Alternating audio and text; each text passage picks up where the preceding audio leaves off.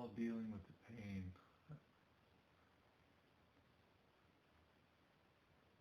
I wish I would have said this to Willie. I wish I would have done. I wish I would have done this for Willie.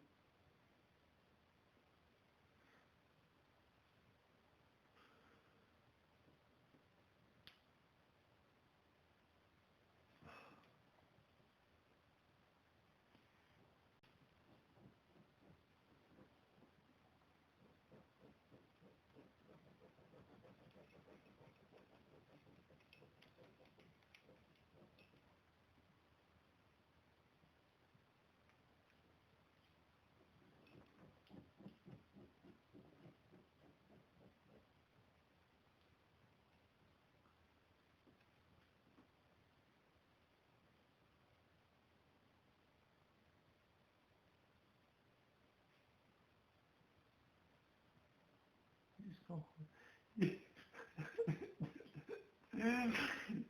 He's gone. I'm never gonna see him. Never gonna.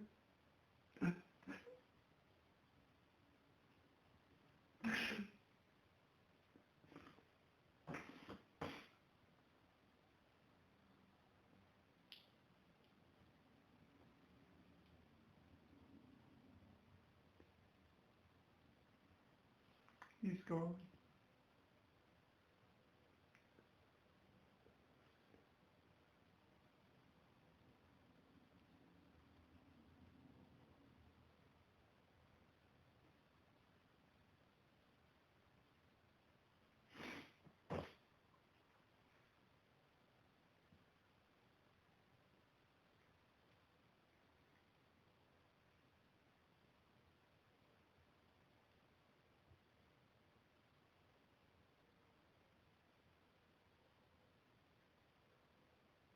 It just worked out.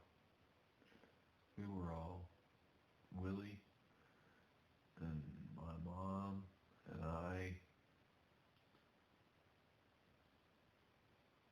it's all just worked out.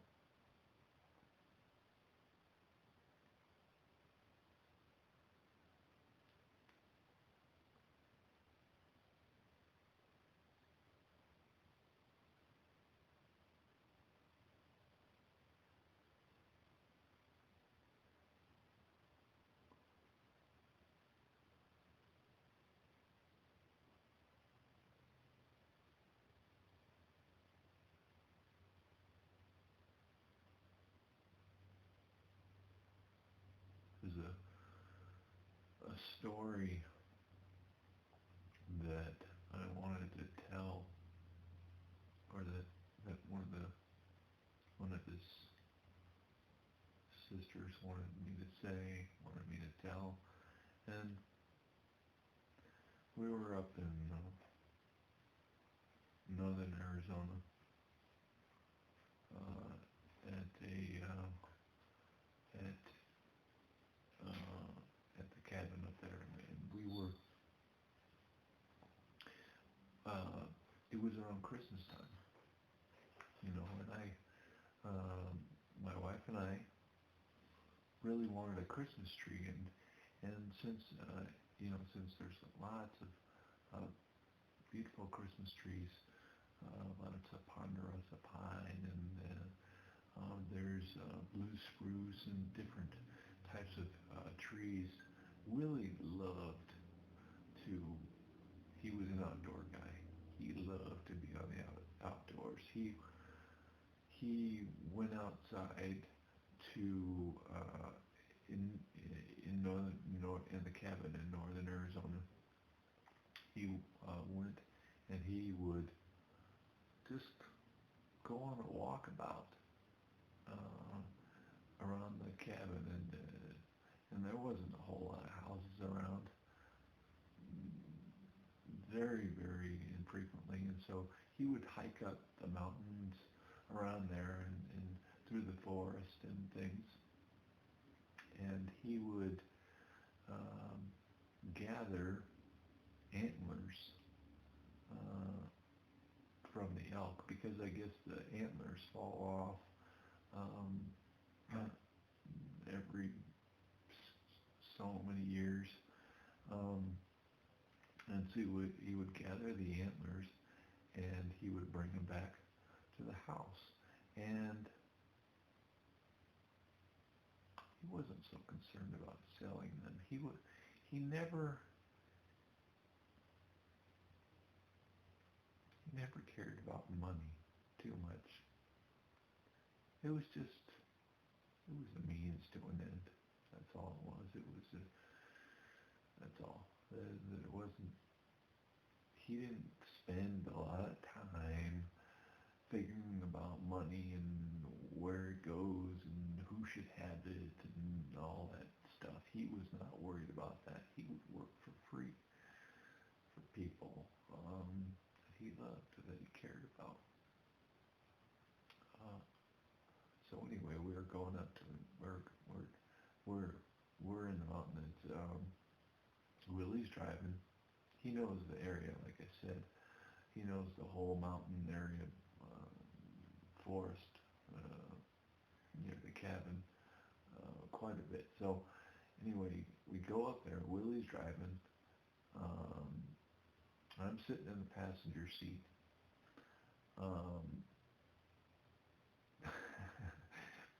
my wife was sitting in the back seat, and there was a antelope um, keychain, a thing hanging from the rear mirror, so that was dangling around while Willy is taking us on these 4x4 trip through the forest, so we can find this nice Christmas tree that we can use. That's a good size, that's pretty for my wife, and smells good, and all these sorts of things. And so anyway, we're driving around, and we're just driving around, and he's driving and going all these different places, and we're seeing lots of beautiful trees, but it's not the specific one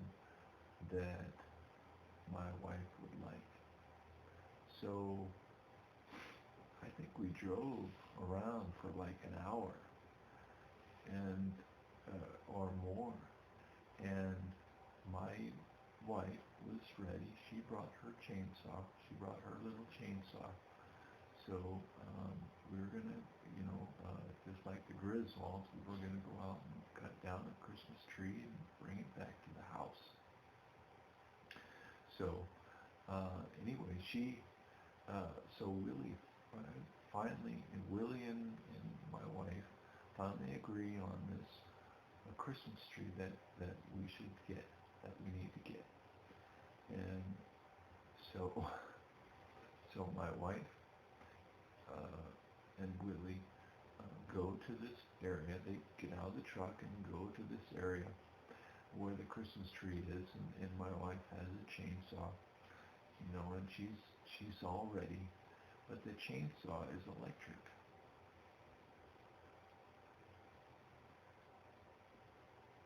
So when she gets ready to cut the Christmas tree, then she sees the other end of the of the of the chainsaw, and there's no place to plug it in because we're out there in the middle of the forest. So so her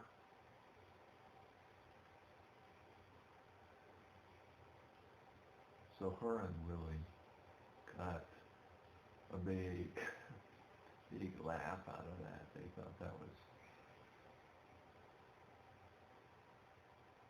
pretty silly. Pretty silly.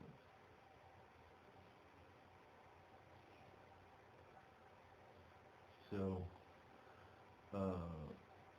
Willy came back to the truck and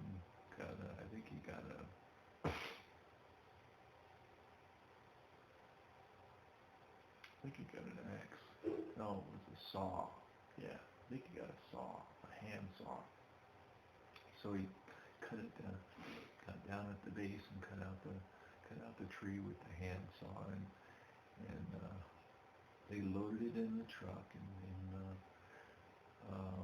I think we got a permit, so we were all good. There was no, we weren't doing it illegally or anything like that.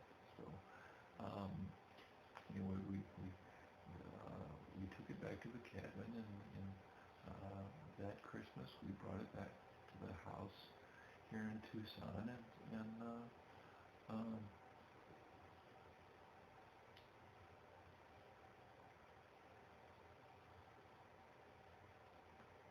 it was uh,